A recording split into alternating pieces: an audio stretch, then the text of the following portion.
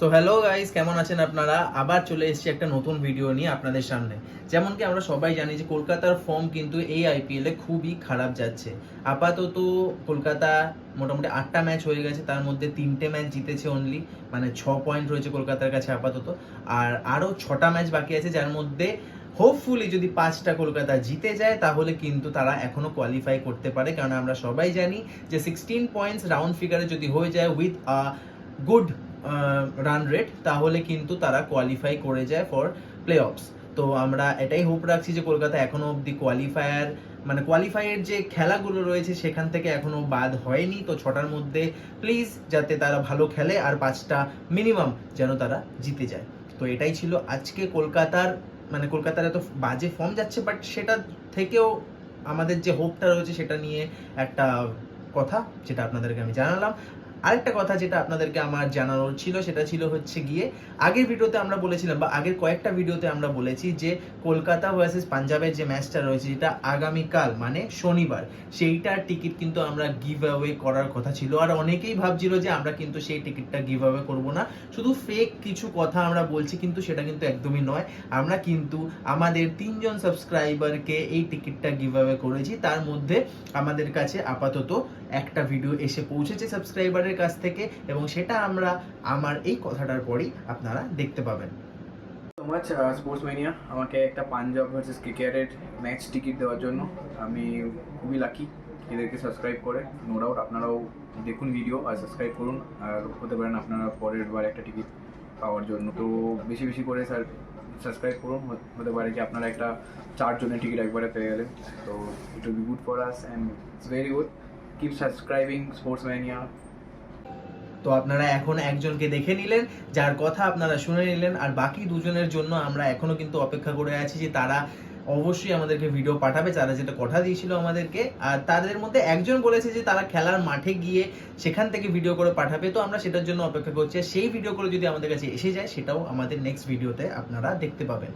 So guys, এত সুন্দর একটা আইপিএল চলার মাঝে আমাদের মধ্যে কিন্তু একটা খুবই দুঃখদায়ক ঘটনা ঘটে গেছে। সেটা হচ্ছে গিয়ে সবাই জানি, আমরা ইন্ডিয়ার প্রায় সমস্ত লোকে জানি যে পেহেলগাঁওতে যে একটা জঙ্গি হামলা হয়ে গেছে, আমাদের ইন্ডিয়ান এবং আমাদের ফরেনার সমস্ত মিলিয়ে টোটাল 28 জন মানুষকে জঙ্গিরা যে মেরে দিয়ে গেছে পেহেলগাঁওয়ের ভূমিতে, সেটা কিন্তু আমাদের সবার কাছে খুবই দুঃখদায়ক।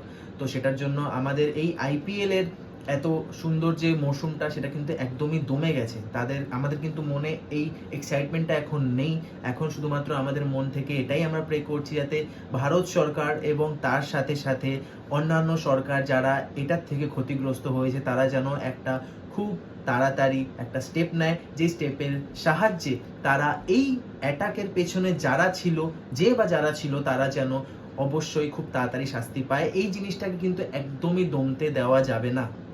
যত দিন যায় আমরা দেখেছি যে জিনিসগুলো দমতে থাকে, বাট আমি চাই না, কারণ আমি যখন এই কথাটা বলছি না, আমার ভেতরেও একটা মানে রাগ বা বিদ্বেষ জমে রয়েছে, যেটা আমি উল্টোপাল্টা কিছু বলে দিতে পারি ভিডিওতে, বাট ইউটিউব কমিউনিটি হয়তো সেটাকে মেনে নেবে না, সেই জন্য আমি সেরকম কিছু বলবো না।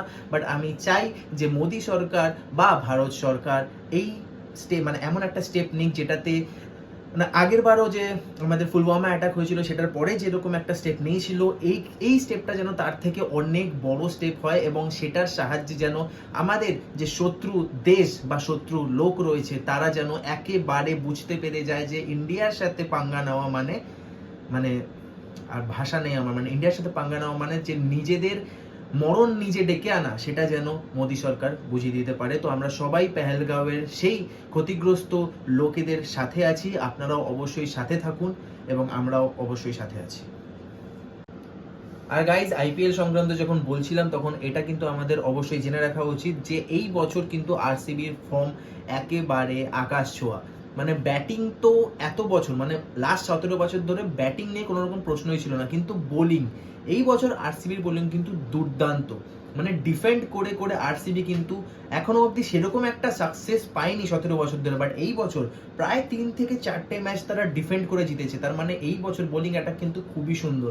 ভুবনেশ্বর কুমার, জর্জ হ্যাজেলউড, ক্রুনাল পান্ডিয়া সবাই কিন্তু খুব ভালো ভালো বোলিং অ্যাটাক দিচ্ছে, যেটার জন্য আরসিবি কিন্তু অনেকটা এগিয়ে রয়েছে এবং প্লে অফসে ওঠার একদম দোরগোড়ায় দাঁড়িয়ে রয়েছে। তো আমি তো বিরাট কোহলির ফ্যান অবভিয়াসলি, তো আমি অবশ্যই চাইবি যে আরসিবি, বিরাট কোহলি এই বছর কাপটা পাক। তো আপনারা কে কে আছেন আরসিবির ফ্যান আমাদের ভিডিওতে অবশ্যই কমেন্ট করে জানাবেন, আর অবশ্যই আরসিবিকে সাপোর্ট করলে কমেন্ট সেকশনে আরসিবি লিখে দেবেন। আর গাইজ আরেকটা নিউজ আপনাদেরকে দেওয়া ছিল, সেটা হচ্ছে গিয়ে আপনারা কয়েকদিন আগে হয়তো আমাদের একটা লাইভ ভিডিও দেখতে পেয়েছেন, সেটা ছিল সিসিএল অকশন নিয়ে।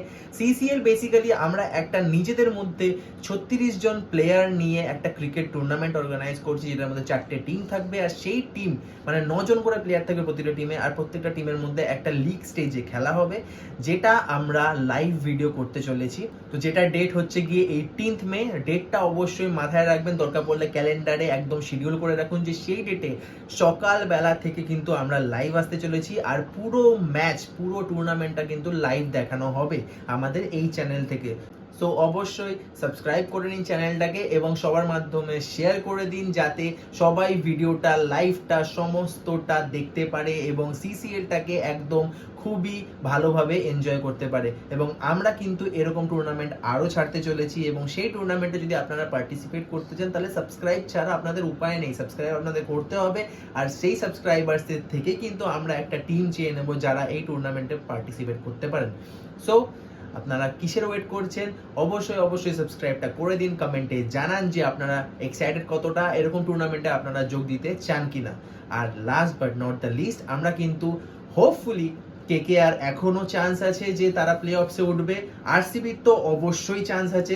আরসিবি এবং কেকেআর দুজনেই যদি প্লে অফসে উঠে যায় তাহলে কিন্তু একটা খুবই ভালো খেলা আসতে চলেছে, কারণ আরসিবি আর কেকেআর কিন্তু প্রথম থেকে বেস্ট রাইভাল গৌতম গম্ভীরের টাইম থেকে, এবং গৌতম গম্ভীর এখন তো আপাতত কেকেআর এ নেই, বাট কেকেআর ভার্সেস আরসিবি এই ম্যাচগুলো আমরা কিন্তু হাই ভোল্টেজ ম্যাচ হয়, খুব দেখতে ভালোবাসি। এখনো কিন্তু কেকেআর সাথে আরসিবির একটা খেলা আছে, সেটাও দেখতে কিন্তু আমরা খুবই বেশি আগ্রহী। সো আমরা এখনো চাই যে আরসিবি তো অবশ্যই উঠবে, কেকেআরও যাতে এখনো উঠে যায় প্লে অফসে, সেটার জন্য আমরা সবাই প্রে করি। সো আজকের ভিডিওর জন্য এই অবধি, আপনাদের সাথে দেখা হবে নেক্সট ভিডিওতে, ততক্ষণের জন্য stay happy, stay healthy and bye bye.